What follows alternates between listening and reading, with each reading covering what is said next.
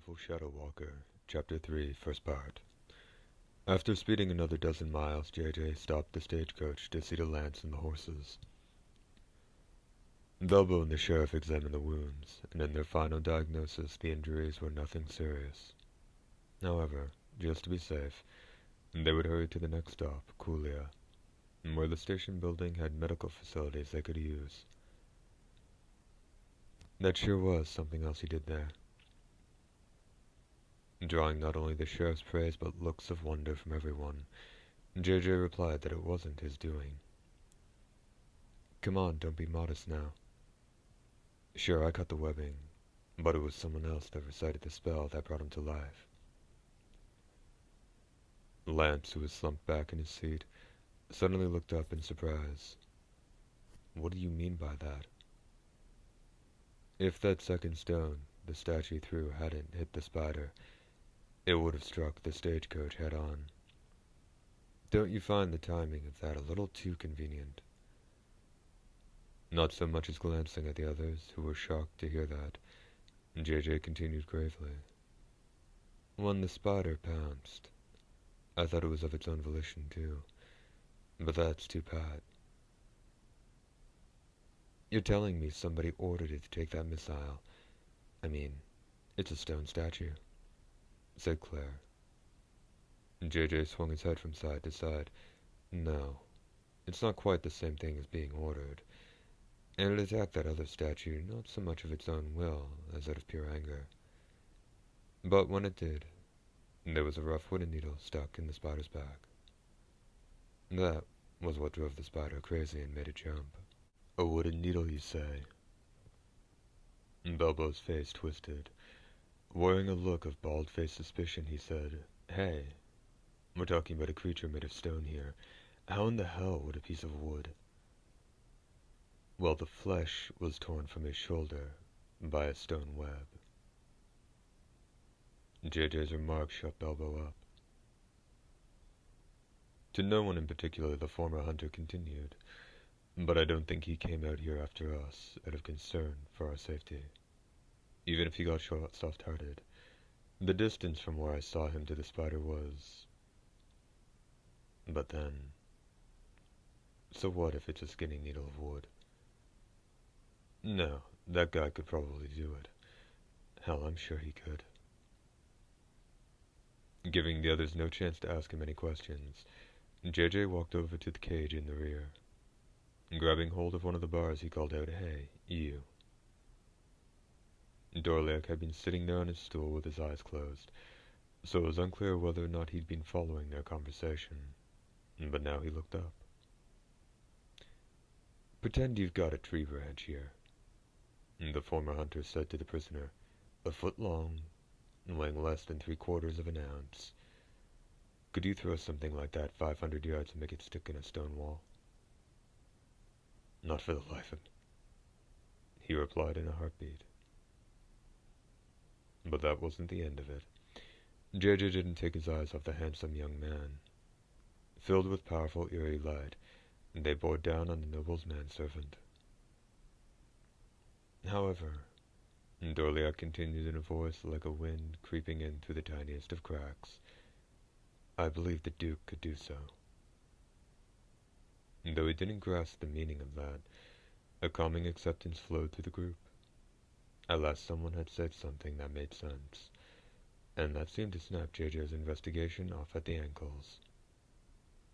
Yeah, I suppose he could, was all the former hunter said as he returned to his seat. Let's get this stagecoach going. This time Belbo and I will be up in the driver's seat. Shortly after Sheriff Louise's pronouncement, the stagecoach slowly rolled out. For the moment, everything had been tidily wrapped up. However, even in the languid safety of the rocking vehicle, there was still one who voiced his objections. He could do it. A gorgeous man like that, he could drive wood through stone. Lance murmured as his bandaged body lay across several empty seats. Perhaps the deputy had dreamed that unearthly beauty. The look on his face was torpid, as if his body burned with yearning for a loved one.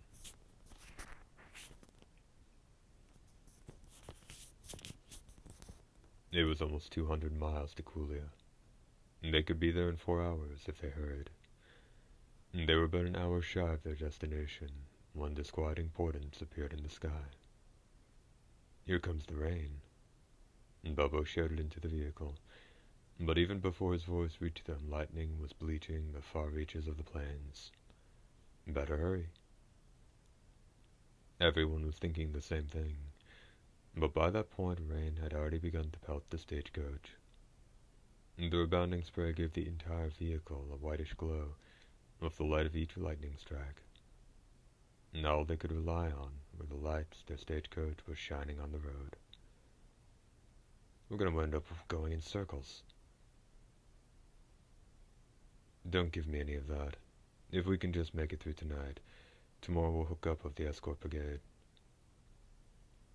Bubbo and Louise's conversation sounded like a shouting match. "How much further have we got to go?" "At this rate, better count on it being another 5, maybe 6 hours. Worst case scenario, we stop and wait for the rain to pass us by," said the sheriff.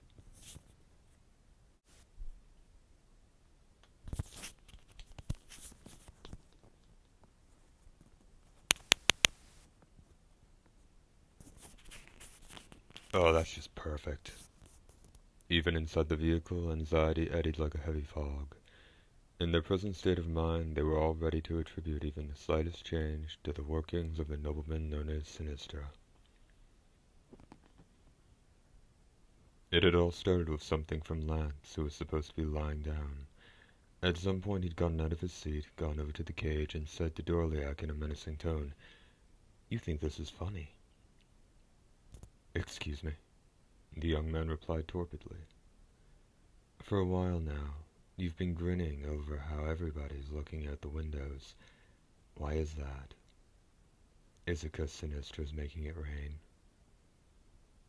"You've got the wrong idea." "Liar. You can't fool me.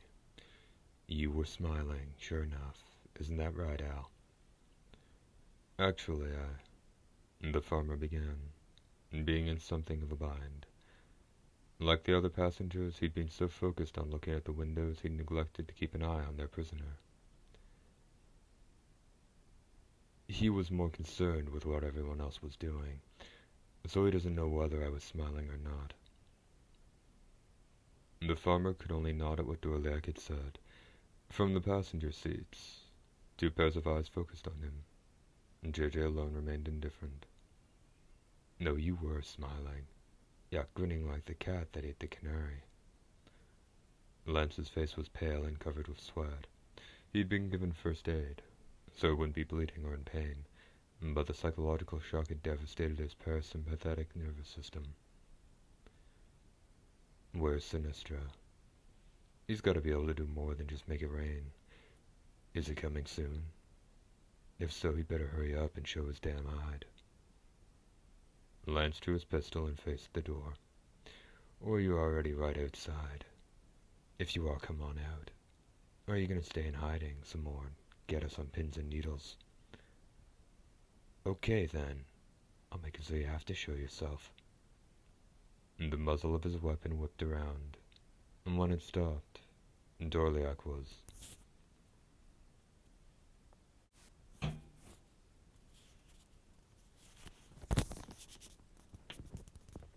right in front of it. "Don't do it, Lance," Al said, trying to stop him as anyone would expect. "Out of my way. This is what we've got to do, or the noble won't show himself. They mean to toy with us, kill us by inches. Simmer down, you're tired. For the love of the Lord, go back to your seat and get yourself some rest." Stripping the concern alone from what Al had said, Lance flew into a rage, saying, "Oh, so that's how it is, eh? You're in with him, you bastard. Sinistra's already got into us. Okay, you piece of shit nobleman, watch this. You love your little plaything so bad you're chasing after us. Well, if he's dead, you won't have to do that anymore. Now get back to that ratty old castle of yours. He seriously intended to pull the trigger, and the fear of that colored Al's face. Just then the hatch opened. A shout of "Al!" in a female voice drew Lance's attention, and in that instant he took a heavy blow to the scruff of his neck that numbed his very brain before he collapsed. First part end.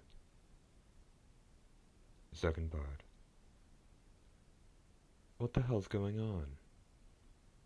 The sheriff jumped down through the hatch, pointing her gun at the person who'd leveled her deputy. You've got it all wrong, Sheriff. Let me explain what happened. Until Al had explained the situation, JJ stood in front of the barrel of Louise's gun. I see. Sorry, she told the former hunter, but give us some help getting Lance up. Apparently the deputy was still conscious, and groaned with pain as they returned him to his seat and stripped him of his gun belt. I suppose I ought to thank you, huh? Louise said, though it sounded like she wasn't quite finished. Forget that. This is exactly what the enemy wants. The rain puts us on edge, and everyone starts acting crazy. Sheriff, shoot that kid in the cage with a tranq dart and put him to sleep. Having somebody around connected to the nobility only makes everyone all the more nervous. No can do. If the enemy attacks, I'll have to take him and flee. Mind if I try something? What? Louise suddenly realized that Lance's gun belt felt lighter. His pistol, she thought. But at that very instant there was the crack of a shot, and Dorliac reeled backward. What the hell have you done? Pulling the pistol from his hands, Louise pressed her own gun to JJ's temple, and called over to Al. Check his wounds from out here. You're not to set foot inside there. Pat him up. No need to get so worried, JJ assured her. I only grazed him. It didn't even reach the bone. Didn't have to, you see. What's this all about? The next time you pull something like that, I'll throw you in the same cage with him, or toss your ass right off the stagecoach. You got that? JJ disregarded the woman's bellowing, which only infuriated her more. How is it? The former hunter asked Al, who had been examining Dorliac's wound through the bars. How is it? You're right about just grazing him. He's not even bleeding more than a little. It stopped then? No, it's still coming. Then he's a normal human. Get something to sterilize it, and keep it from getting infected, Louise told the farmer before turning. What's the matter? Belbo asked in a feeble tone that was mixed with the tapping of the rain. He'd heard the gunshot. Going to the bottom of the stairs, Louise called up through the gaping hatch that it was nothing, and they should keep going, and then shut the hatch before going back. Care to explain yourself to us? This means he's a normal human being. In other words, he'll die from the same amount of damage as any of us. If the nobleman's fond of the kid, it means he can't hit us hard enough to kill us all when he attacks. Which is a hell of a lot better than things would be if he were indestructible. Am I right? The sheriff fell silent. You seem relieved. Well, don't let your guard down. It's fine while we're on board the stagecoach, but once we reach the inn, we'll all be split up. If Sinestro and his bunch are gonna hit us, that's when it'll be okay. If Sinestro and his bunch are gonna hit us, that's when it'll be. And it looks like we're not far off. Toward that end, what do you say to the lot of us staying in the stagecoach, and not going outside until after daybreak? Once again ignoring the law enforcement officer, JJ had put his question to the other passengers, though there were actually only 2 of them. Oh, I'd be okay with that, Harmon said, seeming to defer again to the sheriff. When you worked a respectable job, that was how you had to play it. I've just got one question, Claire said, raising a hand that still gripped the liquor bottle. And what would that be? Well, if we all split up at the way station, wouldn't that actually be safer? After all, it's Pretty Boy there and the good sheriff they'll be gunning for. This never had anything to do with the rest of us. You really think so? Sure I do. Sheriff, you can take it from here. And saying that, the former hunter promptly returned to his seat, seeming as unyielding as stone as he did so. Having been stood up, Louise looked embarrassed, but she explained it this way.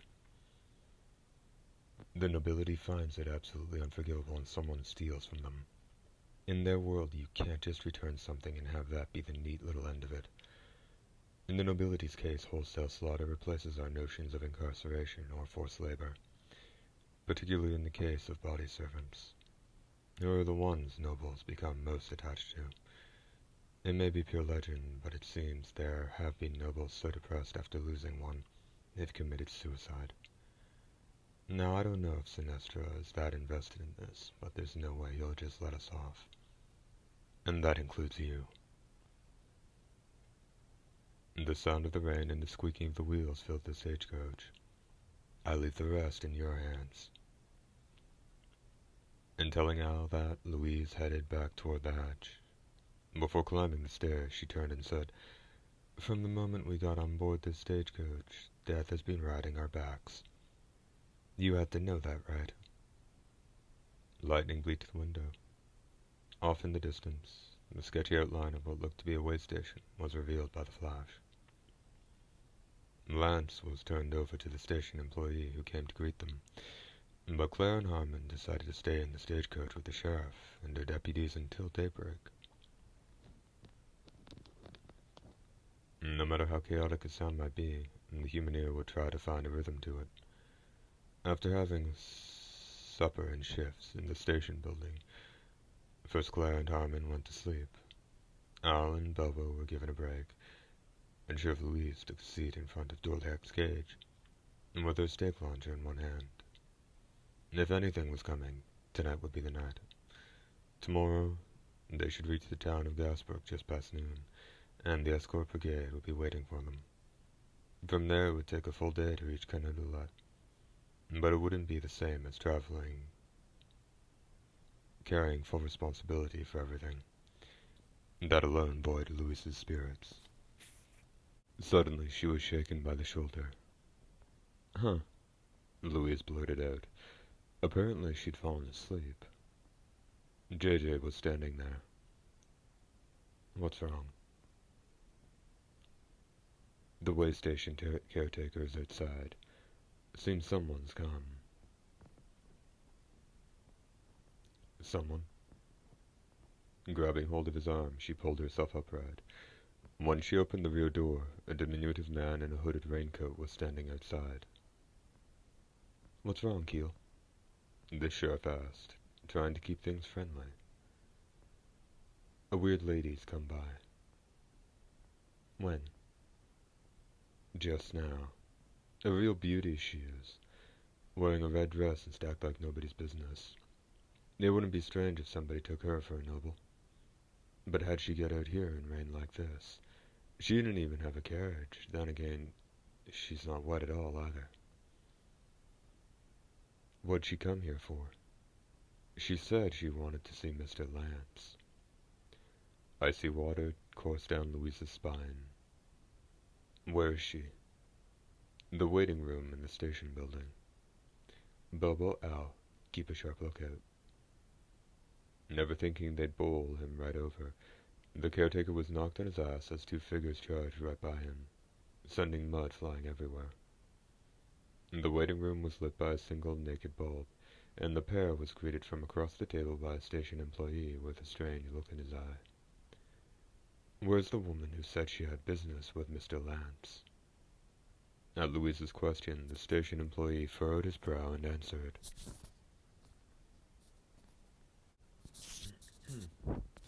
"Well, she was right there until a moment ago, but I turned my back for a bit, and then she was nowhere to be found."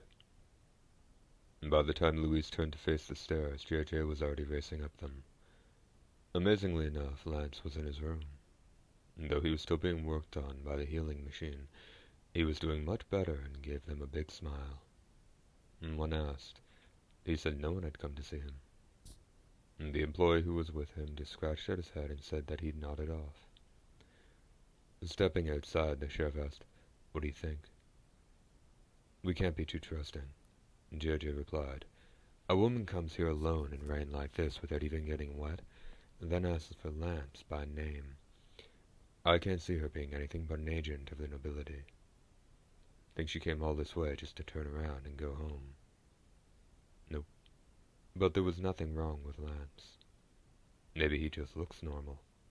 Victims who get drained all in one go can skip all that pale anemic night-wandering stuff and go straight to dying and immediately rising again. That might be what this is."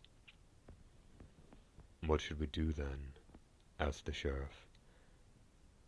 "I'll keep an eye on him until daybreak," JJ replied. "No, I'll have Belbo do it. The rest of you should stick close to the kid. After all, he's what the enemy's really after. Don't let your guard down." A woman's screams echoed from the floor below. The two of them galloped down the stairs. In the main hall of the station building, the caretaker's wife was frozen in place, with her hands covering her mouth. Before her stood a soaking wet woman. As the caretaker had said, she was a beauty with an ample bosom, packed in her red dress. "What did you come back for?" the sheriff murmured, holding her stick launcher at the ready. The woman opened her mouth. As soon as her sharp fangs were revealed, bright blood gushed from her maw. At the same time, liquid redder than her raiment sprayed like a mist from the woman's chest, surrounding her, shrouding her. In less than a second, the mist became a stain on the floor, and then it was gone. And with it, all sign of the woman. "What's going on here?" Louise said, but JJ sped right by her and disappeared out the door. She put the same question to the caretaker's wife, but all she could say was that the woman had come in all of a sudden. And then in came the caretaker. Surely he'd heard his wife's screams, yet he wore an expression like he was lost in a dream. The sheriff asked him, "What in the world happened?" The question, too, seemed to come to him through a dream. It didn't seem like he could even see his wife there. At that point, JJ returned, and on seeing the caretaker's face, he asked, "Who do you run into?" "Just so handsome," the caretaker said as if reciting a magical incantation, gazing with infatuation to the distance in a kingdom of desires and dreams, and staggering on his feet as he stared at it. "Where is he?" "Damned if I know. I was headed home when I spotted a figure between the trees. The lightning flashed. Thanks to that, I got a clear look at him." "Thank you. No matter who else comes, don't go outside, okay? Lock the place up and go to bed." JJ's words were directed at the caretaker's wife. Her husband, to all appearances, still resided in a different world. The former hunter and the sheriff stepped out into the station's foyer before discussing the matter. It wouldn't do to get anyone else shaken up. The woman was stabbed as she was leaving here. The blood squirting from her heart was proof of that. That she'd been an underling of the nobility was clear from the way she'd died, or rather the way she'd been destroyed. She was stabbed by the handsome guy who her husband saw. You mean to tell me that's who you and Lance saw back at the Noble's Quarry? JJ nodded. No doubt. But did he come here on the woman's tail, following after us? Or for some other reason? I'm gonna search one more time. Sorry, but could you stay with Lance until I get back?" In saying that, he once again leapt out into a world of rain and darkness. Second part, end.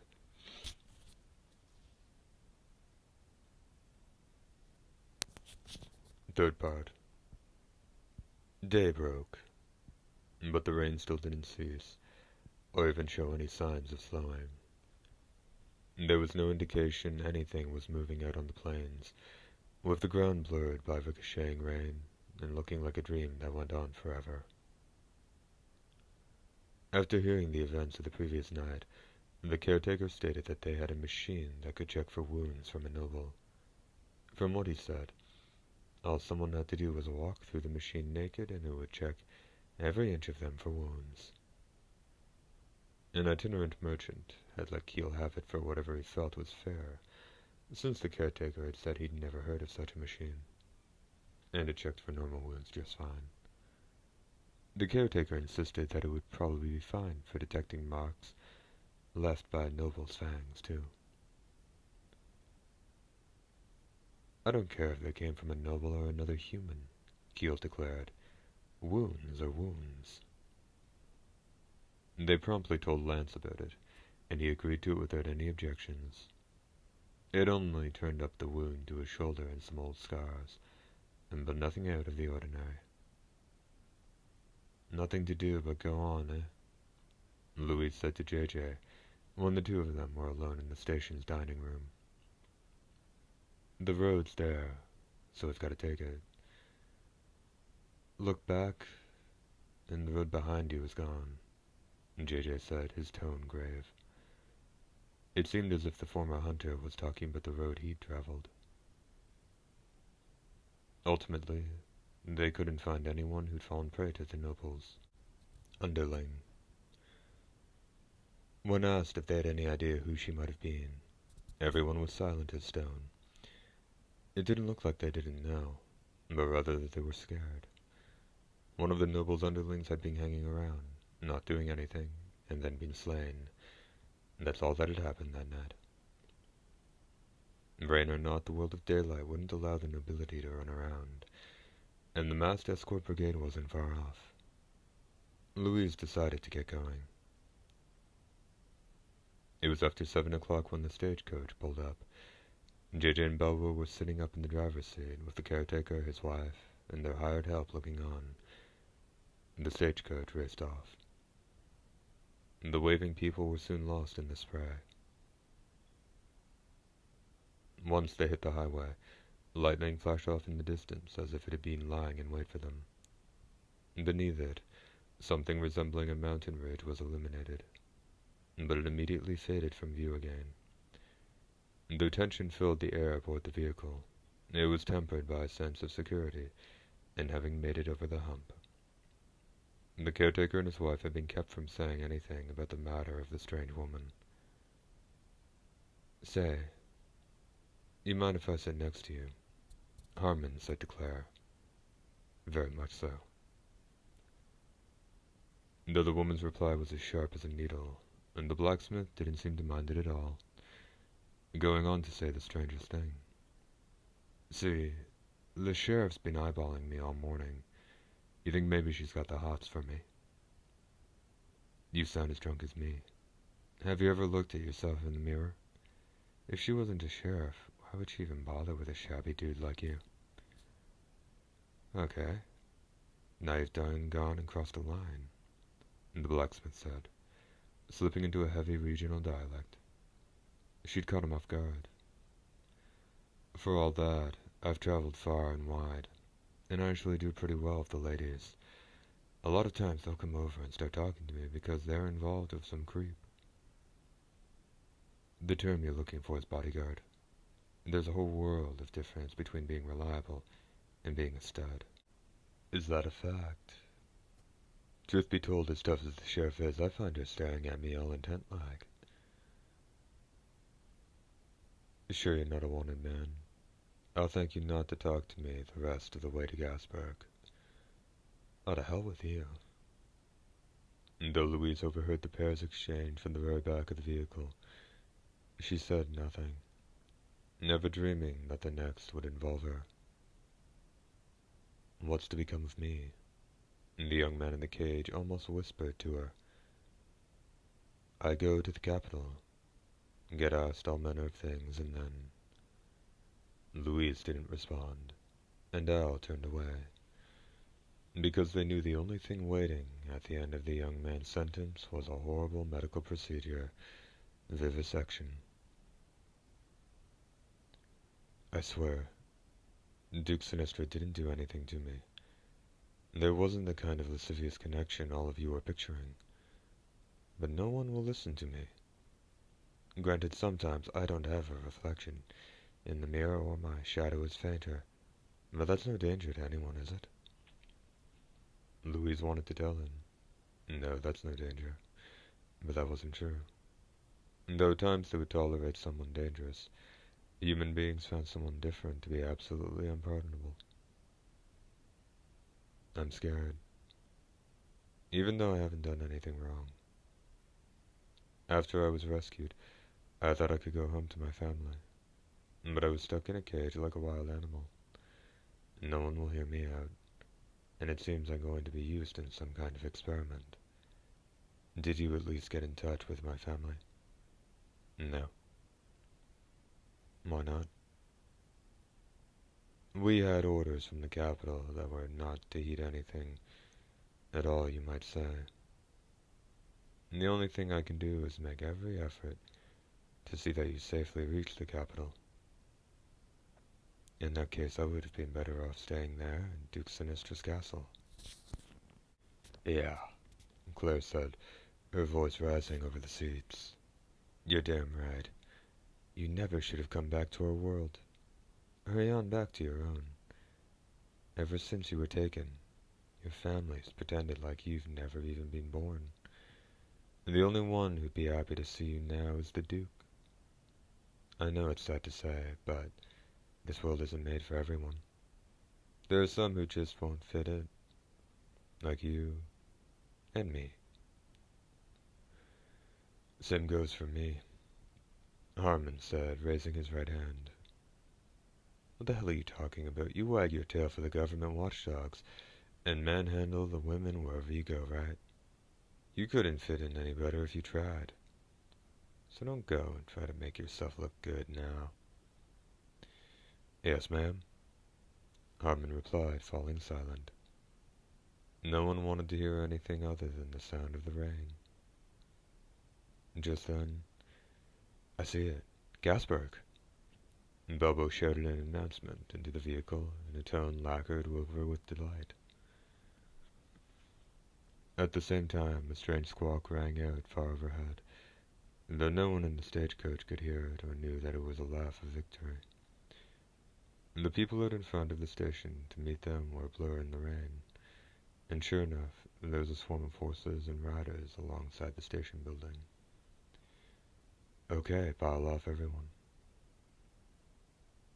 At Louise's command, they all disembarked from the stagecoach and dashed for the station building. Claire was at the fore.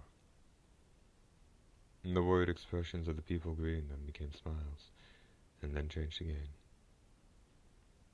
into skulls. Claire stopped in her tracks and let out a scream. It mingled with the cries of surprise from those behind her.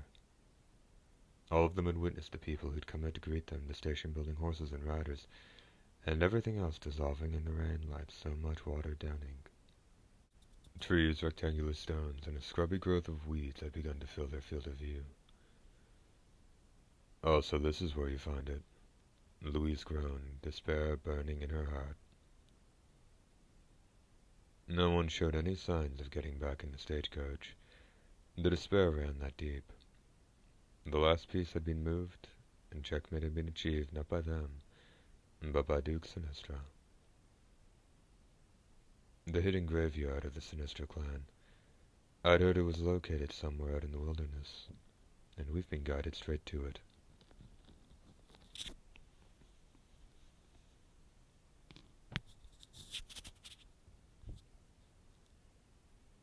Back to the stagecoach, JJ called out. Some unseen hand pointed our noses in the wrong direction. If we don't hurry up and get out of here, we'll be in trouble. So get in the stagecoach. Seeing that they still didn't move after that, the former hunter grabbed the rifle propped up beside Belba in the driver's seat and fired a shot at the group's feet. At the roar of the weapon in the flying mud, the people returned to their senses and charged toward the stagecoach. Once the door was closed, Belbo cracked the whip and the half-dozen horses showed even more distaste for the accursed place, as they tore into its soil with their hoofs. As soon as he was back down in the vehicle, J.J. asked, "What's all this about Sinistra and a hidden graveyard?" Still toweling off her hair, Louise replied, "Twice the Sinistra clan has come under attack by the citizens of their domain, 8,400 years ago, then again 900 years ago. During the final attack, the rebel army was fairly successful. The Duke's wife and second son, his uncle, and a niece were all reduced to dust. In light of their respective power, I think you can see what a major victory that was." Properly chastised by this, the Duke moved his own coffin plus that of his eldest son and his daughters from their ancestral graveyard in the castle to a secret location. The hidden graveyard of the Sinistra clan. And thanks to that, it said that during the citizens' second attack, they couldn't locate the coffin of their despised feudal lord, or those of his children in the castle's graveyard, and that the four of them returned with the setting of the sun, and tore the rebels limb from limb. Time and again, survey parties from the capital have come out and searched for the hidden graveyard, but they've always come away empty-handed. From oral tradition, written documents, and the like, there could be no question it exists, but this proves it beyond a shadow of a doubt. So, that's what we saw back there. The stagecoach was rapidly pulling away. J.J. furrowed his brow and continued, but the graveyard was falling to pieces. With the power of the nobility to draw on, it should have looked better than that even if 100,000 years had gone by. Or could it be that Sinistra isn't using it anymore? Right you are, Louise said with a nod. Now, this is also oral tradition, but it seems that while they were sealed away in the hidden graveyard, the son and daughters plotted treachery against their overbearing father. In his anger, Sinistra slaughtered his children, his own flesh and blood, and then cursed them to wander the area for all eternity. So even now it seems they're lurking somewhere in that huge graveyard. Nothing from the former hunter. But what I want to know is, how did we wind up there? Didn't you, Belbo, or the horses find anything strange about that? Asked Louise. I've no answer for that, only, from my experience, someone nearby is casting a spell on us. Probably. Give me a break. If that were the case, there's no way we could ever have got out of... The tail end of the sheriff's remark was interrupted by cries from Claire and Harmon. Look at that. It's the same boneyard again. And beyond the stagecoach's front window was the darkening form of clustered gravestones, gloomy trees, and the same despair the group had fled from once. Chapter 3 ends.